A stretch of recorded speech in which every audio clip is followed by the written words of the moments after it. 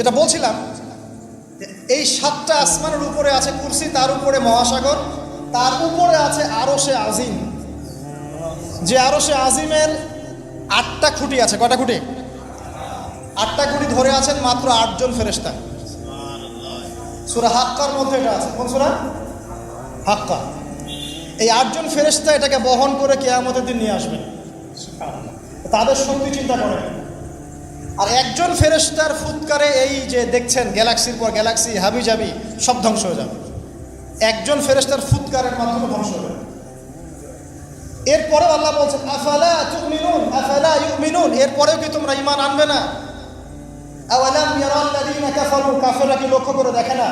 আন্নাস সামাওয়াতি ওয়াল আরদা কানাতা রাতকান, এই 7টা আকাশ মহাবিশ্ব এবং পৃথিবী একটা কেন্দ্রের মধ্যে ছিল, বিন্দুর মধ্যে ছিল। ফাফাতাকনাহুমা, আমি এটাকে বিভক্ত করে দিলাম, আমি বিভক্ত করে দিলাম। আল্লাহ বলছেন ফাফাতাকনাহুমা ওয়াজআলনা মিনাল মাই কুল্লা শাইইন হাই, এবং প্রত্যেক জীবন্ত প্রাণকে সৃষ্টি করলাম পানি দিয়ে। আমাদের কোষের মধ্যে সাইটোপ্লাজমে পানির পরিমাণ কত পার্সেন্ট? নিউক্লিয়াসের মধ্যে পানির পরিমাণ কত পার্সেন্ট? বেশিরভাগই পানি।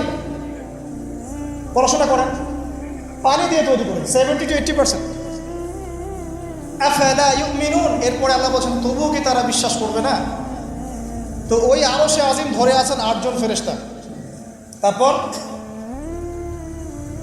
আরশে আজিমের উপরে আল্লাহ রাব্বুল আলামিন। তো আল্লাহ রাব্বুল আলামিন এই যে প্রথম মহাবিশ্ব দেখছেন, এর ঊর্ধ্বে অবস্থান করছেন। তার মানে এখানে যে সময় চলছে, অতীত, এখানকার ভবিষ্যৎ, এখানকার বর্তমান, আল্লাহ পাক এই 3 কালের ঊর্ধ্বে অবস্থান করছেন। আল্লাহ পাক যখন বলছেন যে আবু লাহাব জাহান্নামে যাবে, আল্লাহ পাক দেখে দেখে বলছেন এই যে ভবিষ্যৎটা আল্লাহ পাক দেখছেন, আবু লাহাব এখানে আছে, এখন ইন ফিউচার এখানে যাবে, এখানে গিয়ে সে জাহান্নামে যাবে। আল্লাহ চোখের সামনে সব। আমাদের কাছে মনে হচ্ছে অতীত, বর্তমান, ভবিষ্যৎ, আল্লাহর সামনে এগুলো কিছুই নাই। ওই যে নক্ষত্রের কথা বলা হচ্ছে, এটা অতীতকালের ছবি, কত বছর আগের ছবি, এত বিলিয়ন বছর আগের ছবি। মানে আপনি আমি আকাশে যা দেখি এগুলো পাস্ট টেন্স, অতীতকাল।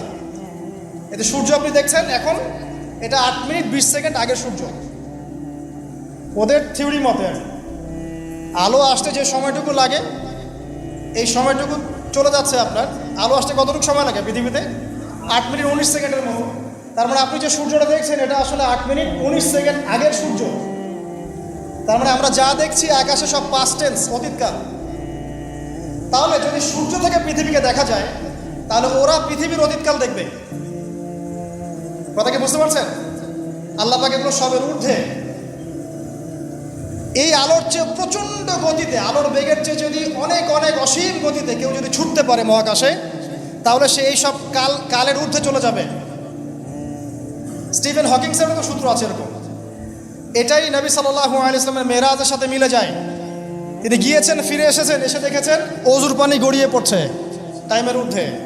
সবই বৈজ্ঞানিক, আসলে প্রমাণ করতে পারে না। তখন বলবে যে ধর্ম, মৌলবাদ, অন্ধবিশ্বাস ইত্যাদি ইত্যাদি।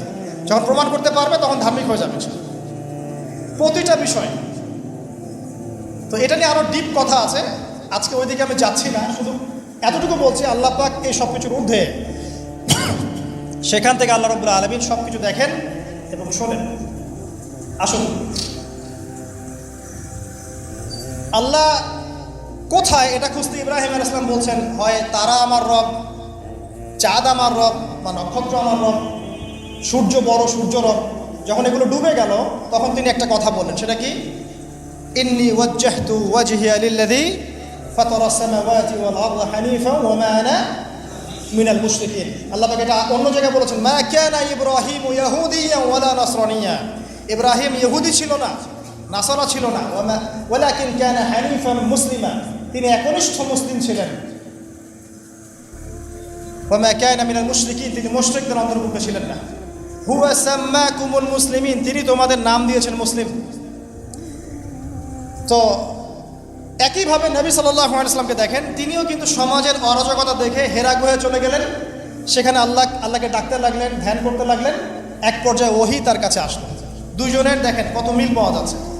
এরপর যেমন ইব্রাহিম আলাইহিস সালামকে সমাজ থেকে তাড়িয়ে দেওয়া হলো, নবী সাল্লাল্লাহু আলাইহি ওয়াসাল্লামকেও সমাজ থেকে কী করা হলো? তাড়িয়ে দেওয়া হলো। মারা হলো, গালি দেওয়া হলো, রক্তাক্ত করা হলো, এক পর্যায়ে তাকে হিজরত করে চলে যেতে হবে। মিল পাচ্ছেন? পরিবার বাধা দিয়েছে ইব্রাহিম আলাইহিস সালামকেও, মুহাম্মদ সাল্লাল্লাহু আলাইহি ওয়াসাল্লামকে। আত্মীয়রা বাধা দিয়েছে ইব্রাহিম আলাইহিস সালামকেও, মুহাম্মদ সাল্লাল্লাহু আলাইহি ওয়াসাল্লামকেও। সমাজ বাধা দিয়েছে ইব্রাহিম আলাইহিস সালামকেও, মুহাম্মদ সাল্লাল্লাহু আলাইহি ওয়াসাল্লামকে। হিজরত করে চলে যেতে হয়েছে তাকেও এবং তাকেও আলাইহিস সালাম। দুজনের চেহারার মিল। চলে যাওয়ার সময় তাদের সাথে কে ছিল? ইব্রাহিমের সাথে তার স্ত্রী সারা। তার স্ত্রীর নাম কি? বিশ্বের সবচেয়ে সুন্দরী মহিলা ছিলেন দুজন। কয়জন? দুজন। একজন হাওয়া আলাইহিস সালাম, 2 নম্বর সারা আলাইহিস সালাম। তাদের মতো সুন্দরী নারী পৃথিবীতে খুব একটা আসেনি। এই ওয়াজটা আবার আপনার বউকে শোনায়েন না, রাগ হয়ে যাবে। তাকে গিয়ে বলবেন, বিশ্বের সবচেয়ে সুন্দর মেয়ে তুমি, আমার চোখে তুমিই সবচেয়ে সুন্দর। যদি কন্ট্রোল করতে চান, খালি প্রশংসা আর প্রশংসা। নিন্দা করতে গেলেই সমস্যা, নিন্দা করতে গেলেই বেঁকে বসে যাবে। খালি প্রশংসা, তুমি অনেক সুন্দর, তোমার রান্না অনেক সুন্দর, তোমার রুচি অনেক ভালো, তুমি আছো বলেই আমার সব কাজ সুন্দর হচ্ছে। শুধু প্রশংসা। দেখবেন যে সব সুন্দর মতো চলছে, ঘুড়ি উঠছে আকাশে সুন্দর।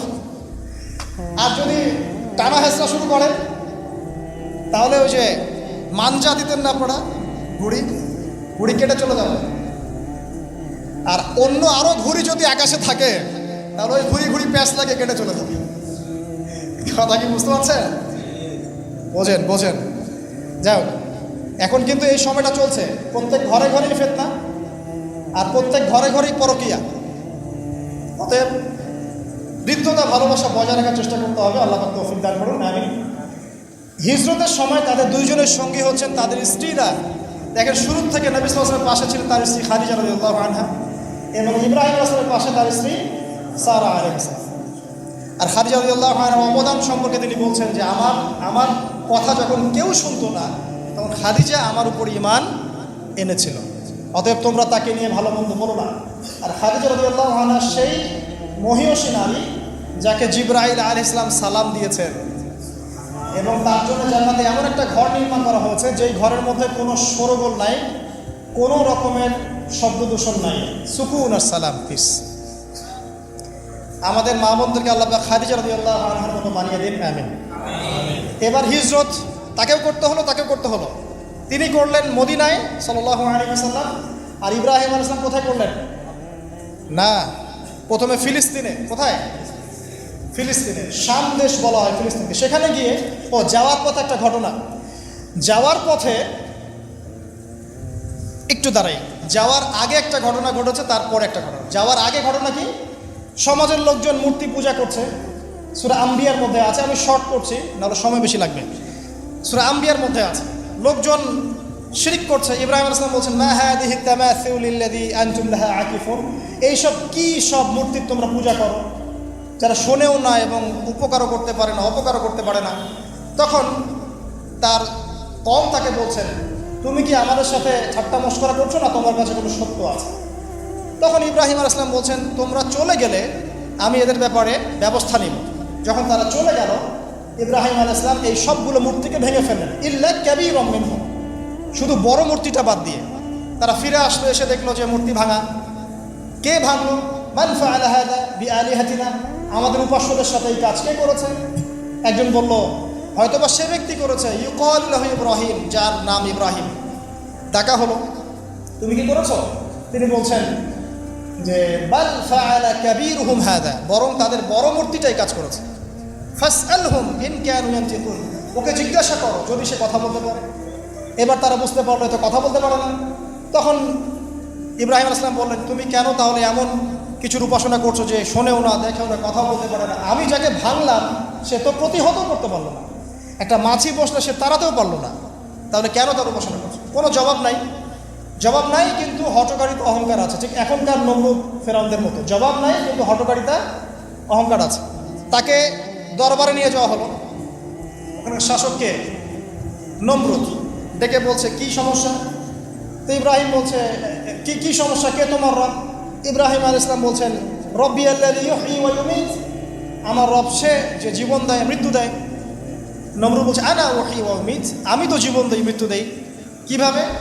একজন ফাঁসির আসামি তাকে ডেকে নিয়ে ছেড়ে দেবে, এই জীবন দিলাম। আর একজন সাদাসিধা মানুষ নিরপরাধ ডাকলো, গর্দান নামিয়ে দিল, মৃত্যু দিলাম। তো ইব্রাহিম আলাইহিস সালাম বলছে আচ্ছা ঠিক আছে। ক্বালা ইব্রাহিম রব্বি আল্লাযী ইউহয়ী ওয়া ইউমীত, তারপরে তিনি বলছেন ইন্নাল্লাহা ইয়াতি বিশ-শামসি মিনাল মাশরিক ফাতি বিহা মিনাল মাগরিব, আমার রব আল্লাহ তিনি যিনি পূর্ব দিক থেকে সূর্যকে উদিত করেন, তুমি যদি রব হয়ে থাকো তাহলে পশ্চিম দিক থেকে উঠিয়ে দেখো। ফাবুহিতাল্লাযী কাফার, এরপরে সে কাফের হতভম্ব হয়ে গেল, কিন্তু কিচ্ছু করতে পারলো না। সবাইকে বললে একে ধরো, ওয়ানসুরু আলিহাতাকুম, তোমাদের ইলাহদেরকে সাহায্য করে একে ধরো, খুজুহু ওয়া হাররিকুহু, তাকে ধরো এবং আগুনে পুড়িয়ে দাও। ওই যে আগুনের কুণ্ডলি খোলা হলো, এবার তাকে আগুন জ্বালানো হলো, তাকে আগুনে ফেলা হচ্ছে। আগুনে পড়ার সময় আল্লাহ রাব্বুল আলামিন তার কাছে পাঠালেন জিবরাইল আলাইহিস সালামকে, এসে বলছেন হাজাতান ইনদি, তোমার কি কোনো হাজত আছে আমার কাছে? তখন ইব্রাহিম আলাইহিস সালাম বলছেন না, আমার হাজত আল্লাহর কাছে আছে। হাসবি আল্লাহ ওয়া নি'মাল ওয়াকিল, নি'মাল মাওলা ওয়া নি'মান নাসির, এই কথা বলার সাথে সাথেই আল্লাহ পাকের সাহায্য অবধারিত হয়ে পড়লো। আল্লাহ পাক বললেন ইয়া নার, হে আগুন, কুনি বারদান ওয়া সালামান আলা ইব্রাহিম, ঠান্ডা হয়ে যাও, ইব্রাহিমের জন্য শীতল ঠান্ডা হয়ে যাও। ব্যাস, সবাই দেখলো যে ইব্রাহিম আগুনে পড়ে আছে কিন্তু উঠছে না। ঠিক এরকম পরীক্ষা নবী সাল্লাল্লাহু আলাইহি ওয়াসাল্লামকে দিতে হয়েছে না? বদরে, উহুদে আল্লাহর সাহায্য এসেছে না? আল্লাহর ফেরেশতা এসেছে, তার মাধ্যমে সাহায্য হচ্ছে। এক একজনের মানে মাত্রাটা ডিফারেন্ট ছিল, কিন্তু ঘটনা কিন্তু সেই। যাই হোক, এরপরে ইব্রাহিম আলাইহিস সালাম চলে যাচ্ছেন ওই কমিউনিটি থেকে। মিশরের এক বাদশা লম্পট, সে স্ত্রী সারাকে কিডন্যাপ করলো। এবার সারাকে তার সাথে খারাপ কিছু করার ইচ্ছা করা মাত্রই অবশ হয়ে সে পড়ে গেল, প্যারালাইজ 3 বার। এই জায়গায় এই বাদশা বুঝতে পারে যে এই মহিলা বা এই নারী কোনো সাধারণ কোনো নারী নয়। তখন তিনি ছেড়ে দেন তাকে এবং তার সাথে হাজারা আলাইহিস সালামকেও হাদিয়া দিয়ে দেন। এই সময় ইব্রাহিম আলাইহিস সালাম নামাজে দাঁড়িয়েছিলেন। যখন তার স্ত্রী বিপদে পড়েছে এবং তিনি বিপদে পড়েছেন, তখন তিনি নামাজে দাঁড়িয়ে গিয়েছেন, ঠিক নবী সাল্লাল্লাহু আলাইহি ওয়াসাল্লামের মতো। তিনি বলতেন যখনই আমি উদ্বিগ্ন হই তখনই নামাজে দাঁড়িয়ে যাই। আমরা যদি কোনো বিষয়ে টেনশনে পড়ি, উদ্বিগ্ন হই, তাহলে একটাই কাজ করবেন, নামাজে দাঁড়াবেন। সিগারেট ধরার দরকার নেই, টেনশনে স্মোক করার দরকার নেই, ড্রাগস নেওয়ার দরকার নেই, একটা মিউজিক ছেড়ে দেওয়ার দরকার নেই। নামাজে দাঁড়িয়ে যান, আল্লাহ পাক আপনার টেনশন দূর করে দেবেন ইনশাআল্লাহ তাআলা। একই জিনিস। এরপরে হাজারা আলাইহিস সালামকে ইব্রাহিম আলাইহিস সালাম বিয়ে করে নেন, প্যালেস্টাইনে চলে যান। এখন সন্তান হচ্ছে না, শেষ বয়সে গিয়ে ইব্রাহিম আলাইহিস সালাম বলছেন ইন্নী যাহিবুন ইলা রাব্বি সায়াহদিন, আমি চললাম আমার রবের দিকে, আমার রব আমাকে পথ দেখাবেন। রব্বি হাবলি মিনাস সলিহিন, হে আমার রব আমাকে সলিহিন সন্তান দিন, মানে উত্তম নেককার সন্তান দিন। রব্বি হাবলি মিনাস সলিহিন ফাবাশশারনাহু বিগুলামিন হালিম, আল্লাহ বলেন এরপর আমি তাকে একজন সহনশীল সন্তানের সুসংবাদ দিলাম। এরপর এই সন্তান যখন বড় হলো, ফালাম্মা বালাগা মাআহু সা'য়া, যখন সে দৌড়ানো শিখলো, ক্বালা ইয়া বুনাই, ইব্রাহিম আলাইহিস সালাম বললেন হে আমার সন্তান, ইন্নী আরা ফিল মানামি আন্নী আসবাহুক, আমি স্বপ্নে দেখেছি আমি তোমাকে জবাই করছি। ফানজুর মাযা তারা, তোমার কি রায় আমাকে বলো। এই বাচ্চার বয়স কত হবে? 10 বা 12। তখন ইসমাঈল আলাইহিস সালাম বলছেন ইয়া আবাতি, হে আমার বাবা, ইফআল মা তুমার, আল্লাহ পাক আপনাকে যা আদেশ করেছেন সেটা আপনি করুন। সাতাজিদুনি ইনশাআল্লাহু মিনাস সাবিরিন, ইনশাআল্লাহ আপনি আমাকে ধৈর্যশীল পাবেন। কত বছর বয়স? 10 বা 12। মানে আমাদের এই জেনারেশনের 10-12 বাদ দেন, 20-30 বছরের মানুষকে জিজ্ঞাসা করেন এরকম কোনো চেতনা আছে কিনা আদৌ আল্লাহর হুকুমের সামনে মাথা নত করার। আল্লাহ পাক হুকুম করেছেন, মাথা নত। জীবন দেওয়া তো অনেক বড় বিষয়, আল্লাহর জন্য জীবন উৎসর্গ করা তো বিশাল ব্যাপার, সবচেয়ে চূড়ান্ত লেভেল। নামাজ পড়ে কিনা জিজ্ঞাসা করে, হারাম অ্যাফেয়ার ছাড়তে পারছি কিনা জিজ্ঞাসা করে, মিউজিক ছাড়তে পারছি কিনা জিজ্ঞাসা করে, বাদ্যযন্ত্র ছাড়তে পারছি কিনা জিজ্ঞাসা করে, আল্লাহর জন্য সুদ ছাড়তে পারে কিনা জিজ্ঞাসা করে, আল্লাহর জন্য যার যার সম্পত্তি ওকে দিয়ে দিতে পারে কিনা জিজ্ঞাসা করে, সদকা করার মানসিকতা, আল্লাহর জন্য একটা মসজিদ করতে পারে কিনা, একটা মাদ্রাসা করতে পারে কিনা। জীবন দেওয়া অনেক বড় বিষয়। যারা ছোট ছোট কুরবানি করতে পারে না, এরা বড় কুরবানি করতে পারবে, এটা ভাবা যায় না, এত সহজ না। যারা ছোট ছোট কুরবানি করতে পারে না, যে 5 টাকা দান করার মানসিকতা রাখে না, তার কাছে আপনি 5 লাখ টাকা চাচ্ছেন, সম্ভব? ইল্লা মাশাআল্লাহ। তো এই বাচ্চার বয়স 12 বছর, বলছেন ইয়া আবাতি, হে আমার বাবা, ইফআল মা তুমার, আল্লাহ পাক যা আদেশ করেছেন করেন, আমাকে ধৈর্যশীল পাবেন। এরপরে ফালাম্মা আসলামা ওয়া তাল্লাহু লিল জাবিন, যখন তারা উভয়ে আত্মসমর্পণ করলেন এবং বাবা ছেলেকে পাশ করে শুইয়ে দিলেন জবাই করার মতো করে। ওয়ানাদাহু ইয়া ইব্রাহিম, আল্লাহ বলছেন আমি ইব্রাহিমকে ডাকলাম, হে ইব্রাহিম, কদ সাদ্দাকতা রুয়া, তুমি তোমার স্বপ্নকে সত্যি করেছো। কদ সাদ্দাকতা রুয়া ইন্না হাযা লাহুয়াল বালাউল মুবিন, এটা ছিল একটা স্পষ্ট পরীক্ষা। ওয়া ফাদাইনাহু বিযিবহিন আযীম, এই জায়গায় আমি একটা মহান কুরবানি উৎসর্গ করলাম, সন্তান কুরবানি দেওয়া লাগবে না। ওয়া সালামুন আলা ইব্রাহিম, ইব্রাহিমের উপরে শান্তি বর্ষিত হোক। এই হলো আপনার ঈদুল আজহা। কয়জন মানুষ কুরবানি করার সময় এই চেতনা লালন করেছে যে আমি ইব্রাহিম, আমি যাকে কুরবানি করছি আমার সবচেয়ে প্রিয় বস্তু ইসমাইল, এবং যদি জীবনে কখনো আমার সুযোগ আসে আমিও আমার জান, আমার মাল, আমার সম্পদ আল্লাহর রাহে কুরবানি করবো ইনশাআল্লাহ। কয়জন এই রাহে কুরবানি করেছে? স্রেফ গোশত খাওয়ার উৎসব বানিয়ে নিয়েছে আমরা এটাকে, স্রেফ গোশত খাওয়া। আর গোশতের ভাগাভাগি কারাকারি নিয়ে যে মানে কি যে একটা অবস্থা, এটা আমার চেয়ে আপনারা ভালো জানেন। যাই হোক, এরপরে বাবা ছেলে মিলে নির্মাণ করলেন কাবা। আল্লাহ পাক তাদের সম্পর্কে বলছেন যে ইয ক্বালা লাহু রাব্বুহু আসলিম ক্বালা আসলামতু লিরাব্বিল আলামিন, যখনই আল্লাহ পাক ইব্রাহিম আলাইহিস সালামকে কোনো আদেশ করেছেন তিনি সাথে সাথে সেটা মাথা পেতে নিয়েছেন। এর নাম হচ্ছে মুসলিম, এবং তিনি মুসলিম জাতির পিতা। আমরা কথা বলছি কাকে নিয়ে? মুসলিম উম্মার জাতির পিতা, the father of the real father of the nation, Ibrahim আলাইহিস সালামকে, তাই নাকি? তার ব্যাপারে আল্লাহ পাক বলছেন যখনই আমি তাকে বলেছি আত্মসমর্পণ করো, সাথে সাথে সে আত্মসমর্পণ করেছে। এবং যত পরীক্ষা আমি তাকে নিয়েছি প্রত্যেকটা পরীক্ষায় সে উত্তীর্ণ হয়েছে। এরপরে কাবা ঘর নির্মাণ করেছে, নির্মাণ করার পরে দোয়া করেছে এই যে রব্বানা তাকাব্বাল মিন্না ইন্নাকা আনতাস সামিউল আলিম ওয়া তুব আলাইনা ইন্নাকা আনতাত তাওয়াবুর রহিম, দোয়া করেছে। এর আগে যে জমজম কূপের ঘটনাও আছে।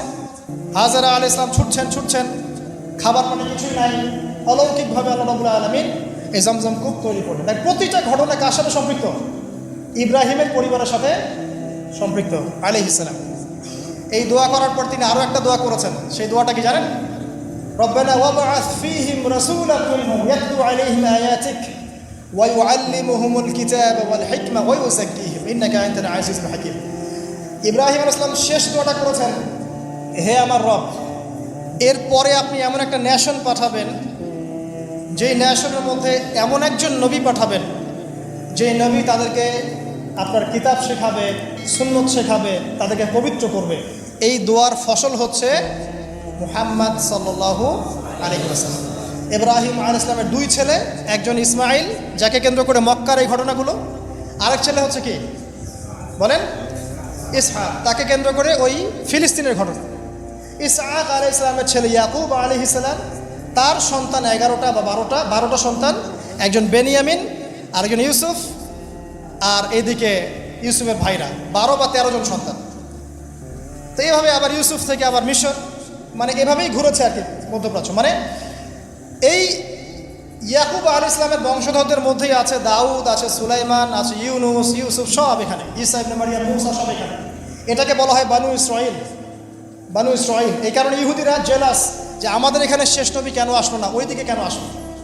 আর এইদিকে মক্কা থেকে ইসমাইল আলাইহিস সালাম, এদিকে একজন নবী, ইসমাইল আলাইহিস সালামের পরে এই একজন নবী, শেষ নবী মুহাম্মদ সাল্লাল্লাহু আলাইহি ওয়াসাল্লাম। আমরা হচ্ছে বনু ইসমাইল, বুঝতে পারছেন কথাটা? তো ওই যে দোয়া, তার ফসল মুহাম্মদ সাল্লাল্লাহু আলাইহি ওয়াসাল্লাম। এবার তিনি যখন দাওয়াতি কাজ শুরু করলেন, সেম পরিবার থেকে বাধা, সমাজ থেকে বাধা, হিজরত, রক্তক্ষরণ, আপনার গাছের ছাল পাতাকে থাকতে হয়েছে, তায়েফে মার খেতে হয়েছে, মদিনায় গিয়ে ইসলামিক স্টেট কায়েম করেছেন, বদরের যুদ্ধ করতে হয়েছে, উহুদ, তারপর খন্দক, তারপর হুদাইবিয়ার সন্ধি, তারপর খায়বার আক্রমণ, তারপরে মক্কা বিজয়। ইব্রাহিম আলাইহিস সালামকে আল্লাহ পাক রাষ্ট্রীয় ক্ষমতা দেননি শুধু, কিন্তু মুহাম্মদ সাল্লাল্লাহু আলাইহি ওয়াসাল্লামকে রাষ্ট্রীয় ক্ষমতাও দিয়েছে। উভয়ের জীবনে এত মিল বলেই হয়তো নবীজি বলেছেন যে আমার চেহারা তার চেহারার মতোই। এবং আমরাও দরুদের মধ্যে পড়ি কি, আল্লাহুম্মা সাল্লি আলা মুহাম্মদ ওয়া আলা আলি মুহাম্মদ কামা সাল্লাইতা আলা ইব্রাহিম ওয়া আলা আলি ইব্রাহিম ইন্নাকা হামিদুম মাজিদ, আল্লাহুম্মা বারিক আলা মুহাম্মদ وعلى آل محمد كما باركت على إبراهيم وعلى آل إبراهيم إنك حميد مجيد।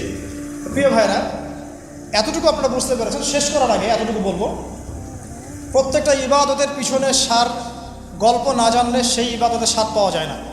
আমাদের ঈদুল আজহার মূল চেতনা কী ছিল? ত্যাগের চেতনা। আল্লাহর জন্য নিজের সবচেয়ে প্রিয় বস্তু কুরবানি করার মানসিকতা থাকতে হবে। আর আপনি নিজেকে প্রশ্ন করেন, আয়নার সামনে দাঁড়ান, আয়নার সামনে দাঁড়িয়ে প্রশ্ন করেন, আমার সবচেয়ে প্রিয় বস্তু কি? আমার সম্পদ, আমার বাড়ি গাড়ি, আমার চাকরি, আমার স্ত্রী সন্তান, আমার জমি জমা, বা আমার নিজের জীবন? এই তো। আমি বলছি না আপনি আপনার জীবন আল্লাহর পথে এখনই কুরবান করে দেন। আমি বলছি আপনি আগে শুরু থেকে শুরু করেন। অ্যাটলিস্ট আল্লাহর জন্য নামাজ পড়া শিখেন, অ্যাটলিস্ট আল্লাহর জন্য নামাজটা পড়া শুরু করেন, আল্লাহর জন্য রোজা রাখেন, আল্লাহর জন্য জাকাত দেন, আল্লাহর জন্য একটু সদকা করেন, আল্লাহর জন্য একটা মাদ্রাসা করেন, একটা মসজিদ করেন, দিনের কোনো প্রজেক্ট করেন, দিনের কোনো খেদমত করেন। এরপরে আপনি আপনার পরিবারটাকে আদর্শ পরিবার বানান, আপনার পরিবারটাকেও আল্লাহর পথে নিয়ে চলেন। যদি কখনো আপনার সামনে এমন সুযোগ দাঁড়ায় যে আল্লাহর জন্য আপনাকে জীবনও দিতে হচ্ছে, তখন আপনি দিতে পারবেন ইনশাআল্লাহ। এখন পারবেন না, কারণ এখন আপনি নামাজই পড়ছেন না। আল্লাহ পাক আমাদেরকে বোঝার তৌফিক দান। 1 নাম্বার ত্যাগের মানসিকতা। 2 নাম্বার ভোগবাদী বিষয়গুলো থেকে বেরিয়ে আসে। এখন সিস্টেম চলছে খালি ভোগবাদ, খাও দাও ফুর্তি করো। ওই যে রবীন্দ্রনাথের কবিতার মতো, যিনি অবশ্য 17 কি 18 বছর বয়সে বিয়ে করেছিলেন এবং তার স্ত্রীর বয়স ছিল 10 কি 11 বছর। এটা নিয়ে যদিও বা কোনো নাস্তিকের কোনো মাথা ব্যথা এখনও আমরা দেখি না। তো তার কবিতার মতো, 2 হাতে জাপাও হাত পেতে নাও। ঠিক আছে, 2 হাতে জাপাও হাত পেতে নাও, বাকির খাতা শূন্য থাক। এটা তাদের কনসেপ্ট। মানে দুনিয়া যা পাচ্ছেন 2 হাতে হাত পেতে নেন, বাকির খাতা শূন্য থাক। বাকির লোভে নগদ পাও না কে ছাড়ে ভুবনে, লালন বলেছে। বাকির লোভে নগদ পাও না দুনিয়াতে কে ছাড়ে। ঠিক পশ্চিমাদের একই কনসেপ্ট, খাওয়া দাওয়া ফুর্তি করো, ভোগবিলাস করো, পরকাল বলে কিছু নাই। যদি হয়ও পরকাল তখন দেখা যাবে বিষয়টা, ঠিক আছে। আর আমাদের কনসেপ্ট কি? দিনের জন্যে যা পারেন সব ছেড়ে দেন। দিনের জন্য যদি দুনিয়া চলেও যায় যাক, বাকির খাতা পরকালের খাতা পূর্ণ হোক। এটা খালি থাক না, পরকালের খাতা যেন পূর্ণ থাকে। এটা আমাদের কনসেপ্ট। আল্লাহ পাক জাহান্নামের মধ্যে একজন ব্যক্তিকে ঢুকাবেন, 1 সেকেন্ড ঢুকাবেন আর বের করবেন। মানে আল্লাহ পাকের 1 সেকেন্ড, এটা কত বছর আমি জানি না। আল্লাহ পাকের একদিন হচ্ছে 50,000 বছরের সমান। তো তাকে জিজ্ঞাসা করা হবে, দুনিয়াতে কি সুখে ছিলে? সে বলবে যে সুখ কি জিনিস আমি তো জানি না। সে ব্যক্তি পৃথিবীর সবচেয়ে সুখী ব্যক্তি ছিল। তাকে 1 সেকেন্ডের জন্য জাহান্নামে ঢোকানো হবে, বের করা হবে। সে বলবে সুখ কি আমি জানি না। আর আমরা মনে করি এখনকার যারা মিলিয়ন বিলিয়নার আছেন, হয়তোবা এরকম কেউ হতে পারে সেই ব্যক্তি, যে চোখের ইশারা করলেই এক দেশ দখল হয়ে যায়। ঠিক আছে। আর সবচেয়ে দুঃখী একটা মানুষকে আল্লাহ পাক ঢোকাবেন জান্নাতে, 1 সেকেন্ড ঢোকাবেন। দুনিয়াতে কষ্ট ছিলে, সে বলবে যে কষ্ট কি জিনিস আল্লাহ আমি তো জানি না। তো চূড়ান্ত সফলতা এটা। এই জন্য ভোগবাদী দর্শন না, ইসলামের জন্য আল্লাহর জন্য ছাড় দিতে শেখেন, ত্যাগ করতে শেখেন। 3 নাম্বার পরিবারের আদর্শ ঠিক করতে হবে। দেখেন ইব্রাহিম আলাইহিস সালামের পরিবার, মা হাজারা, সন্তান ইসমাইল, বাবা ইব্রাহিম। যতক্ষণ পর্যন্ত আমাদের পরিবারের কর্তারা ইব্রাহিমের মতো হচ্ছেন না, মায়েরা হাজারার মতো হচ্ছেন না, আর আমরা সন্তান যারা আছি আমরা ইসমাইল আলাইহিস সালামের মতো হতে পারছি না, টিকটক প্রজন্মই থেকে যাচ্ছি, ততদিন পর্যন্ত ইসলামের বিজয় সম্ভব না। ঠিক আছে। আর নবী মুহাম্মদ সাল্লাল্লাহু আলাইহি ওয়াসাল্লাম ইব্রাহিম আলাইহিস সালামের দোয়ার ফসল। আমাদের সামনে দায়িত্ব হচ্ছে তার রেখে যাওয়া এই দিনটাকে বাঁচানো, এই দিনটার প্রচার করা, এই দিনটার প্রসার করা, নিজের জানমাল অর্থ সম্পদ যা আছে এগুলো দিয়ে দিনের কোনো খেদমত বা কল্যাণ আঞ্জাম দেওয়ার চেষ্টা করা। এতে করে ইনশাআল্লাহ আমাদের ক্ষুদ্র ক্ষুদ্র প্রচেষ্টাগুলো যখন একত্রিত হবে, দিন ইসলাম আস্তে আস্তে ইনশাআল্লাহ তাআলা বিজয়ী হবে। একদিনে ইসলামের পূর্ণাঙ্গ বিজয় সম্ভব না। আমরা ঈদুল আজহা এবং ইব্রাহিম আলাইহিস সালাম, তার পরিবার এবং নবী সাল্লাল্লাহু আলাইহি ওয়াসাল্লামের সাথে যে মিল, এগুলো থেকে যে শিক্ষাগুলো অর্জন করলাম, আল্লাহ পাক আমাদের সবাইকে এগুলোর উপর আমল করার তৌফিক দান করুন। ইব্রাহিম আলাইহিস সালাম শিরকের সাথে আপোষ করেন নাই, আমরাও যেন শিরকের সাথে আপোষ না করি। তিনি আদর্শ পরিবার গড়েছেন, আমরাও যেন গড়ার চেষ্টা করি। তিনি দিনের জন্য প্রয়োজনে দিনের জন্যে অগ্নি পরীক্ষা দিয়েছেন। দিনের জন্য পরীক্ষা আসলে আমরাও যেন সবর করতে পারি, বলতে পারি হাসবি আল্লাহ ওয়া নি'মাল ওয়াকিল। ইব্রাহিম আলাইহিস সালাম তার সবচেয়ে প্রিয় বস্তুটিকে আল্লাহর রাহে কুরবানি করার মানসিকতা দেখিয়েছেন। আমরাও আমাদের সবচেয়ে প্রিয় বস্তু, আমাদের মাল সম্পদ, যেগুলো আল্লাহর জন্য উৎসর্গ করা সম্ভব, সেগুলো করার মানসিকতা লালন করার চেষ্টা করি। আল্লাহ পাক তৌফিক এনায়েত করুন। সর্বোপরি আমরা নবী মুহাম্মদ সাল্লাল্লাহু আলাইহি ওয়াসাল্লাম রেখে যাওয়া এই দিন ইসলাম, দিনুল হক, এটাকে মুসলিম অমুসলিম সবার ঘরে পৌঁছে দেওয়ার চেষ্টা করি। আল্লাহ পাক আমাদের সবাইকে তৌফিক এনায়েত করুন, আমিন। أقول قولي هذا أستغفر الله لي ولكم ولسائر المسلمين. بارك الله لنا ولكم بالآية الحكيم إنه تعالى جواد كريم والرؤوف الرحيم. السلام عليكم ورحمة الله وبركاته. Holy TV 26. Stay with Quran and Sunnah.